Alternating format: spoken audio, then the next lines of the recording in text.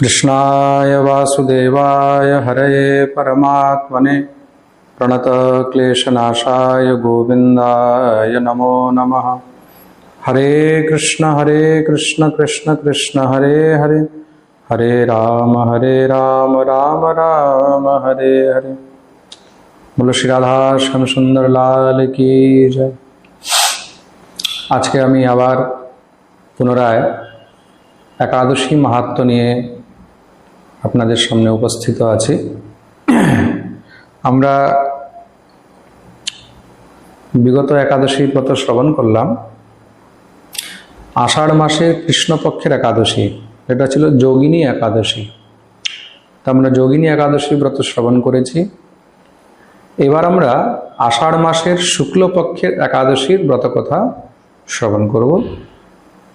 এই আষাঢ় মাসের শুক্লপক্ষের একাদশীর নাম কি, তার বিধি কি, তার মহিমা কি এবং কোন দিন এই একাদশী হবে, এইসব বিষয়ে এবার আমরা শ্রবণ করব। এই একাদশী বিষয়ে যুধিষ্ঠির মহারাজ ভগবান শ্রীকৃষ্ণকে প্রশ্ন করছেন। ভবিষ্যোত্তর পুরাণের মধ্যে এই মহিমা বর্ণন রয়েছে। যুধিষ্ঠির প্রশ্ন করলেন, প্রভু, আষাঢ়স্য শতে পক্ষে কিম নাম একাদশী ভবেত, को देवः को विधिस्तस्या एतदाख्याहि केशव।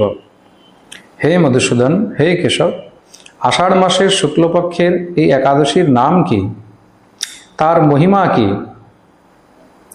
किम नाम एकादशी भवेत, তার নাম কি, তার মহিমা কি এবং এই একাদশীর অধিপতি কে, এই একাদশীর বিধি কি, সেই সব বিষয়ে কৃপা করে বর্ণন করুন। ভগবান তখন উত্তর দিলেন, রাজন, হে যুধিষ্ঠির, খুব মন দিয়ে শুনবে। একসময় এই একাদশী বিষয়ে পরমপিতা ব্রহ্মা দেবর্ষি নারদকে উপদেশ করেছিলেন। কথয়ামাস ইয়ো ব্রহ্মা নারদায় মহাত্মনে। এক সময়ের কথা, দেবর্ষি নারদ ব্রহ্মার কাছে গিয়ে উপস্থিত হয়ে ব্রহ্মাকে প্রণাম জানালেন। ব্রহ্মা নারদকে দেখে খুব প্রসন্ন হয়েছে। হে পুত্র, আসন গ্রহণ করো। নারদ ব্রহ্মার চরণে বসলেন। হে পিতা, আমি আপনার কাছে আষাঢ় মাসের শুক্লপক্ষের একাদশীর মহিমা বর্ণন জানতে চাই। এই একাদশীর নাম কি এবং তার মহিমা কি? তখন পরমপিতা ব্রহ্মা খুব প্রসন্ন হয়ে নারদকে উপদেশ করলেন, নারদ, খুব মনোযোগ দিয়ে শ্রবণ করবে। এই একাদশীকে পদ্মা একাদশী বলা হয়। খুব মন দিয়ে শুনবে। হয়তো বাংলায় উচ্চারণটা অনেকে পদ্মা বলে, কিন্তু আসলে উচ্চারণটা হবে পদ্মা, পয়ে দয়ে ম, পদ্মা একাদশী বলা হয়। আর এই একাদশীর দিনই ভগবান শ্রীহরি শয়ন করেন। তা শ্রীহরির শয়ন হয় বলে এটাকে শয়ন একাদশী বলা হয়। খুব মন দিয়ে শুনবে। বা এটাকে দেব শয়ন একাদশীও বলা হয়। কেন? সমস্ত দেবতাদের মধ্যে শ্রেষ্ঠ হলেন শ্রীহরি, তার জন্য এটাকে দেব শয়ন একাদশীও বলা হয়। খুব মন দিয়ে শুনবেন কিন্তু। তাই এটাকে শয়ন একাদশী, পদ্মা একাদশী বা দেব শয়নী একাদশীও বলা হয়। কেন? এই একাদশী থেকে শ্রীহরির শয়ন হয়। তার জন্য ব্রহ্মা তখন নারদকে উপদেশ করলেন, নারদ, এই সংসারের মধ্যে একাদশী থেকে উত্তম আর হরিবাসর থেকে উত্তম কোনো ব্রত, কোনো বিধান আর পুণ্যের দ্বিতীয় আর কোনো উপায় কিছুই নেই। সব থেকে শ্রেষ্ঠ এই সংসারের মধ্যে যদি কোনো ব্রত রয়েছে সে হলো একাদশীর ব্রত। আর সব থেকে বড় পুণ্য লাভের যদি কোনো সুযোগ রয়েছে সেটা হলো হরিবাসর। একাদশীর মধ্যে ভগবান শ্রী হরির যে পুজো হয়, ভগবান শ্রী হরির নিমিত্তে যে কীর্তন ইত্যাদি হয়, রাত্রি জাগরণ ইত্যাদি হয়, এটাকে হরিবাসর বলা হয়। আর এই পদ্মা একাদশী বিষয়ে প্রাচীন সময়ে খুব বিশেষ একটি কথা বিখ্যাত। এক সময় সূর্যবংশে এক পরম প্রতাপী রাজা হয়েছিলেন মান্ধাতা। তাই মান্ধাতা চক্রবর্তী সম্রাট ছিলেন। তার রাজ্যের মধ্যে সব আনন্দিত ছিল, সবাই প্রসন্ন ছিল, কোনো প্রকারের কোনো কষ্ট ছিল না, কোনো প্রকারের কোনো সমস্যা ছিল না। সব আনন্দে চারদিকে সবসময় ধনধান্যে ভরা রয়েছে, প্রজাও খুব সুখী রয়েছে। কোনো এক কারণে 3 বৎসর ধরে মহারাজ মান্ধাতার রাজ্যে কোনো বর্ষা হয়নি, কোনো বৃষ্টি হয়নি। বৃষ্টি না হওয়ার কারণে চারদিকে অকাল দুর্ভিক্ষ, মহামারী শুরু হয়ে গেল। অন্ন উৎপন্ন হচ্ছে না, শাক অন্ন ইত্যাদি উৎপন্ন না হলে কি হবে, বৃক্ষ ইত্যাদি শুকিয়ে যাচ্ছে। তখন সব অনাহারে দুর্ভিক্ষে চারদিকে সব কষ্ট পাচ্ছে। প্রজাগণ তখন রাজার কাছে এসে প্রার্থনা করছে, হে মহারাজ, আপনি তো আমাদের ভূপতি, নৃপতি, আপনি আমাদের সর্বেশ্বর, রাজা বিষ্ণুর স্বরূপ। আপনার রাজ্যের মধ্যে কোনো প্রকারের কোনো কষ্ট ছিল না, কিন্তু হঠাৎ এইভাবে দুর্ভিক্ষ, মহামারী, অকাল শুরু হয়ে গেল, অনাবৃষ্টি শুরু হয়েছে। তার কারণ কি? একটা কারণ হতে পারে রাজার পাপ। রাজা যদি পাপ করে, রাজা যদি অপরাধ করে, রাজার পাপে প্রজাকেও তার ফল ভোগ করতে হয়। সত্যযুগে এই বিধান ছিল। খুব মন দিয়ে শুনবেন সবাই। রাজা যদি পাপ করে তাহলে রাজার পাপের ফল প্রজাকে ভোগ করতে হয়। স্ত্রী যদি পাপ করে তাহলে সেই স্ত্রীর পাপের ফল স্বামীকে ভোগ করতে হয়। প্রজা যদি পাপ করে তার ফল রাজাকে ভোগ করতে হয় না। রাজার পাপের ফল প্রজাকে ভোগ করতে হয়। স্ত্রীর পাপের ফল স্বামীকে ভোগ করতে হয়, স্বামীর পাপের ফল স্ত্রীকে ভোগ করতে হয় না। শিষ্যের পাপের ফল গুরুকে ভোগ করতে হয়, গুরুর পাপের ফল শিষ্যকে ভোগ করতে হয় না। এগুলো কিছু নিয়ম রয়েছে। তা রাজা যদি অপরাধ করে, রাজা যদি পাপ করে, তার ফল প্রজাকে ভোগ করতে হয়। তা এমন আপনি তো কোনো পাপ করেননি, আপনার তো এরকম কোনো পাপ দেখা যাচ্ছে না। তার মানে যদি কেউ ধর্ম বিপরীত কাজ করছে তাহলে নিশ্চয়ই তার ফল এখন আমাদেরকে ভোগ করতে হচ্ছে। তা ধর্ম বিপরীত সংসারের মধ্যে যে কেউ করতে পারে, রাজাও করতে পারে, প্রজাও করতে পারে। সাধারণ কোনো প্রজাও যদি ধর্ম বিপরীত কাজ করে তখন সেটারও কিন্তু ফল ভোগ করতে হয়।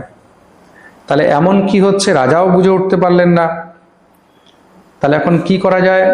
রাজা তখন ব্রাহ্মণদের কাছে গেলেন। ব্রাহ্মণরা তখন রাজাকে বললেন, রাজন, এই জিনিসটা তো আমরাও বুঝতে পারছি না, কিন্তু নারায়ণ হলেন সমস্ত সব দেবতাদের মধ্যে শ্রেষ্ঠ।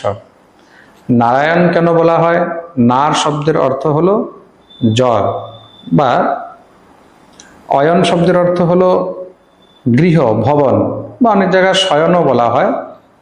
তা জলের মধ্যে যার ঘর বা জলের মধ্যে যিনি শয়ন করেন, নারায়াত আয়নহ। অয়ন শব্দের অর্থ ভবনও বলা হয়, গৃহও বলা হয়। জলের মধ্যেই ভগবানের ঘর, তার জন্য তাকে নারায়ণ বলা হয়। তো একমাত্র নারায়ণ হলেন সমস্ত সব দেবতাদের মধ্যে শ্রেষ্ঠ। তিনি হলেন পরম পুরুষ। তার কৃপা হলে সমস্ত পাপ থেকে জীব মুক্ত হয়ে যায়, তার কৃপা হলে নিশ্চয়ই বৃষ্টি হবে। তার জন্য আমাদেরকে নারায়ণের উপাসনা করা উচিত, আর নারায়ণের সম্বন্ধিত কোনো ব্রত ইত্যাদি করা উচিত। তা এই বিষয়ে রাজা খুব চিন্তায় পড়ে গেলেন। তখন রাজা নিজের সঙ্গে কিছু বিদ্বান, কিছু গুণীজন, কিছু সৈন্য ইত্যাদিকে নিয়ে ঋষি মুনিদের কাছে এই বিষয়ে জানার জন্য যখন প্রস্থান করেছেন, তো বনের মধ্যে ভ্রমণ করতে করতে রাজা ব্রহ্মার পুত্র অঙ্গিরা ঋষির কাছে গিয়ে উপস্থিত হলেন। ব্রহ্মার যে 10 পুত্র, আমি অনেক সময় পাঠে বলে থাকি, মরীচি, অত্রি, অঙ্গিরা, পুলস্ত, পুলহ, ক্রতু, বশিষ্ঠ, অথর্বণ, দক্ষ আর নারদ। তার মধ্যে একজন হলেন অঙ্গিরা। তা অঙ্গিরা ঋষির আশ্রমে গিয়ে উপস্থিত হয়েছেন। সেখানে শ্রী অঙ্গিরা ঋষিকে দেখে তিনি পূজন করলেন, বন্দন করলেন। দিব্য অঙ্গিরা ঋষির যথোচিতভাবে তিনি বন্দন ইত্যাদি করেছেন। অঙ্গিরা খুব প্রসন্ন হয়েছেন। প্রসন্ন হয়ে তখন রাজাকে প্রশ্ন করলেন, রাজ্যে সব কুশল আছে, কেমন কি চলছে? রাজা নিজের সমস্ত সব দুঃখের কথা যখন প্রকাশ করলেন, তখন তিনি ধ্যানে, তপবলে দেখলেন যে এটার কারণ কি। হঠাৎ করে মান্ধাতা রাজ্যের মধ্যে অনাবৃষ্টি হচ্ছে, অকাল দুর্ভিক্ষ শুরু হয়ে গেল, তার কারণ কি? তখন তিনি ধ্যানে অবস্থিত হয়ে দেখতে পেলেন যে সেই রাজ্যের মধ্যে কোনো এক শূদ্র, সে তপস্যা করছে। খুব মন দিয়ে শুনবেন। সত্য যুগে ব্রাহ্মণ ছাড়া আর ক্ষত্রিয় ছাড়া অন্য কাউকে তপস্যার কোনো অধিকার ছিল না, বৈশ্যকেও ছিল না। তার জন্য আর বিশেষ করে শূদ্র ইত্যাদি যাদের দ্বিজাতীয় সংস্কার হয় না, এটা গ্রন্থে লেখা আছে, এটা আমার নিজস্ব ব্যক্তিগত কোনো বিষয় নয়। অনেকে বলবে হয়তো মহারাজজি বলছেন, আমি নয়, এটা ভবিষ্যোত্তর পুরাণে এই স্বয়ং একাদশী মাহাত্ম্য মহিমার মধ্যে বর্ণন রয়েছে।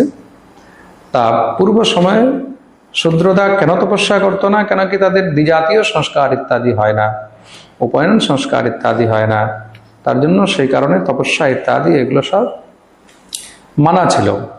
তা কোনো এক শূদ্র সেখানে তপস্যা করছে। अस्मिन् युगे तपोयुक्ता ब्राह्मणान इतरे जनाः বিষয়ে তব রাজেন্দ্র বৃষলো ইয়ৎ তপস্যতি।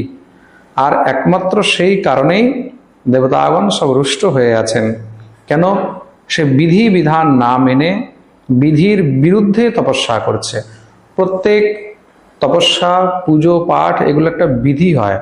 যখন কেউ কোনো পুজো পাঠ, তপস্যা, ভগবত অর্চন, ভগবত সেবা ইত্যাদি এগুলো বিধির বিপরীত করে, তখন কি হয়? যেই দেবদেবীরই করবে তারা সব রুষ্ট হয়, তখন তার বিপরীত ফল হয়।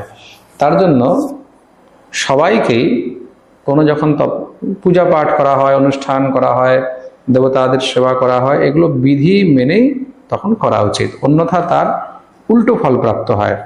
এই কারণে এখানে অঙ্গিরা ঋষি মান্ধাতাকে বললেন যে তোমার রাজ্যের মধ্যে অকাল দুর্ভিক্ষ মহামারী একমাত্র এটাই কারণ, তুমি যাও, গিয়ে সঙ্গে সঙ্গে তাকে বধ করো। একদম স্পষ্ট রূপে বললেন, তাকে তুমি বধ করো। তখন রাজা উত্তর দিলেন, মহারাজ, সে তপস্যা করছে, এটা তার ব্যক্তিগত বিষয়, সে তো এমনিতে কোনো প্রজাজনিত অপরাধ করেনি, কার তো কিছু খারাপ করেনি, তা একজন নিরপরাধকে আমি বধ করতে পারবো না, আমি তাকে মারতে পারবো না, হত্যা করতে পারবো না, সেটা তার ব্যক্তিগত বিষয়। তাকে যা দণ্ড দেওয়ার সেটা দেবতারা দেবে, ভগবান দেবে, ঈশ্বর দেবে, কিন্তু আমি তাকে বধ করতে পারবো না। রাজা স্পষ্ট রূপে মানা করে দিলেন যে সেও আমার প্রজা, আর প্রজা সন্তানের সমান হয়, আমি তাকে কি করে মারতে পারি।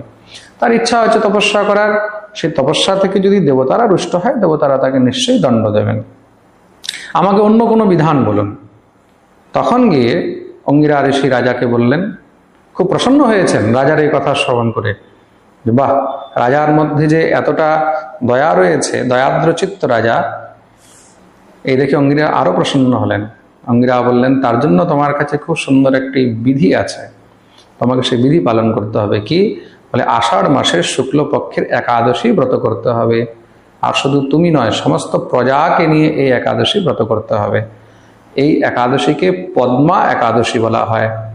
এই একাদশীর ব্রত করলে শুধু নিজের নয়, নিজের সহিত পুরো দেশ, সমাজ, রাষ্ট্র সম্বন্ধিত যত পাপ অপরাধ ইত্যাদি রয়েছে এগুলো সব নাশ হয়ে যায়। তার জন্য শুধু তোমাকে নয়, তোমার সঙ্গে সম্পূর্ণ প্রজাকেও একাদশীর ব্রত করতে হবে। তাতে কি হবে? সমস্ত রাষ্ট্র, সমস্ত দেশ পাপ শূন্য হবে, স্বয়ং ভগবান শ্রীহরি প্রসন্ন হবেন। আর যদি শ্রীহরি প্রসন্ন হয়, এই একাদশী, পদ্মা একাদশীর এতটাই মহিমা, ভগবানের এটা অত্যন্ত প্রিয়। কেন? ভগবান এই সময় শয়নে যান, তো ভগবান এই একাদশীতে প্রসন্ন হলে নিশ্চয়ই তোমার রাজ্যের মধ্যে সমস্ত সব সমস্যা শেষ হয়ে যাবে। তো পদ্মা একাদশীর ব্রতবিধি ইত্যাদি বর্ণন করলেন। রাজা অঙ্গিরা ঋষিকে প্রণাম করে সেখান থেকে সমস্ত সব প্রজাদেরকে নিয়ে তিনি এসে উপস্থিত হলেন নিজের রাজ্যে। রাজ্যে এসে তিনি চারো বর্ণ, রাজ্যের মধ্যে যে চার বর্ণ রয়েছে, ব্রাহ্মণ, ক্ষত্রিয়, বৈশ্য, শূদ্র, সবাইকে নিয়ে স্পষ্ট রূপে এটা লেখা রয়েছে, আষাঢ় মাসে সম্প্রাপ্তে পদ্মাব্রত মথা করোত প্রজাভি সহ সর্বাভি চাতুর্বর্ণে সমন্বিত। চতুর্বর্ণ, ব্রাহ্মণ, ক্ষত্রিয়, বৈশ্য, শূদ্র সবাইকে নিয়ে একসঙ্গে একাদশীর ব্রত করেছেন। তার মানে কি, একাদশী করতে হলে এখানে কোনো বর্ণভেদ কিছু নেই, একাদশী সবাই করতে পারে, ব্রাহ্মণ হোক, ক্ষত্রিয় হোক, বৈশ্য হোক, শূদ্র হোক। কেন? একাদশীর মধ্যে কোনো বেশি বিধি বিশেষ কিছু হয় না। একাদশীর বিশেষতা কি? একাদশীর মধ্যে অন্ন গ্রহণ করবেন না, নির্জলা নিরাহার থেকে যদি একাদশী করা যায় সেটা সব থেকে উত্তম। আর যদি নির্জলা নিরাহার না থাকতে পারেন, তখন ফল ইত্যাদি খেয়ে একাদশীর ব্রত করা যায়। এটাই হলো একাদশীর সোজা সিম্পল সিস্টেম। একাদশীর দিন কোনো সময় শরীরে সাবান লাগাতে নেই, তেল লাগাতে নেই, নখ কাটতে নেই, ক্ষৌর কর্ম করতে নেই। একাদশীর দিন কোনো প্রকারেও স্ত্রী সঙ্গ করতে নেই।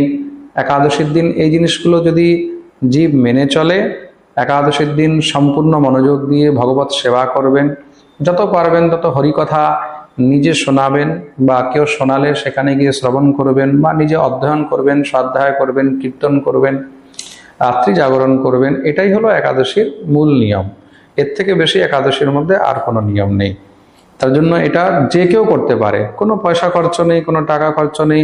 এরকম যজ্ঞ করলে, কোনো অনুষ্ঠান করলে, কোনো পুজো দিলে এগুলোর মধ্যে অনেক প্রকারের খরচ হয়, একাদশীর মধ্যে কিছুই নেই। তুমি সব থেকে উত্তম, এক পয়সার খরচ নেই, নিরাহার থাকো, নির্জলা থাকো, এটা অতি উত্তম। না হলে ফল ইত্যাদি খেয়ে নিজের একাদশী করা যায়। এই প্রকার রাজা সমস্ত সব প্রজাদেরকে নিয়ে এই পদ্মা একাদশীর ব্রত পালন করলেন, হরিবাসর করলেন। এই প্রকার এই একাদশী ব্রতের ফলে ভগবান শ্রীহরি প্রসন্ন হয়েছেন, আর প্রসন্ন হয়ে ঘোর বর্ষা করলেন। সমস্ত সব রাজ্যের মধ্যে জলে আপ্লুত হয়েছে, খুব সুন্দর বর্ষা হলো। রাজ্যের মধ্যে যত দুর্ভিক্ষ ছিল, অকাল ছিল, অনাবৃষ্টি ছিল, সেগুলো সব শেষ হলো। খুব সুন্দর বৃষ্টি হয়েছে, চাষবাস ইত্যাদি সুন্দর হলো। সমস্ত সব প্রজাদের জন্য যা যা উপযুক্ত বস্তু সেগুলো সব পৃথিবী থেকে উৎপন্ন হতে লাগলো। সমস্ত রাজ্যবাসীরা অত্যন্ত সুখে এই একাদশীর ফলে দিব্য আনন্দে নিজের জীবন নির্বাহ করলেন। সমস্ত পাপ থেকে সমস্ত রাজ্যবাসীরাও মুক্ত হলেন। এই প্রকার এখানে পদ্মা একাদশীর মহিমা মাহাত্ম্য বর্ণন শ্রবণ করানো হয়েছে। এই একাদশীকে শয়ন একাদশীও বলা হয়। শৃণু পার্থ প্রবক্ষ্যামি গোবিন্দ শয়নব্রতম চাতুর্মাস্যে চ ইয়ানযুক্তান अन्य संस्थानी व्रतानि च। হে ভগবান শ্রীকৃষ্ণ এখানে উপদেশ করলেন, খুব মন দিয়ে শুনবে। হে যুধিষ্ঠির, এই শয়ন একাদশী থেকেই কিন্তু চাতুর্মাস্য ব্রত আরম্ভ হয়। এবার এটাও জানে রাখুন, এইবার শয়ন একাদশী কখন? এইবার শয়ন একাদশী হচ্ছে আপনার জুলাই মাসের 17 তারিখ। জুলাই মাসের 17 তারিখ মানে বুধবার, তাই তো? বুধবারে এবার একাদশী, বৃহস্পতিবারে দ্বাদশীর পারণ। দ্বাদশীর পারণ করবেন সূর্যোদয় থেকে নিয়ে 9:30টার মধ্যে। সম্পূর্ণ ভারতবর্ষে, বাংলাদেশে, সব জায়গায় এবার একাদশী একই দিনে পড়েছে, বুধবারে 17 জুলাই। তার জন্য এবার একাদশী নিয়ে কারোর কোনো সংশয় নেই। বৃহস্পতিবারে দ্বাদশী, দ্বাদশীর পারণ সূর্যোদয় থেকে 9:30টার মধ্যে করবেন। রাধারানী আপনাদের সবার মঙ্গল করুক, সবার উপরে কৃপা বর্ষণ হোক। সবাইকে রাধে রাধে, জয় রাধা শ্যাম সুন্দর।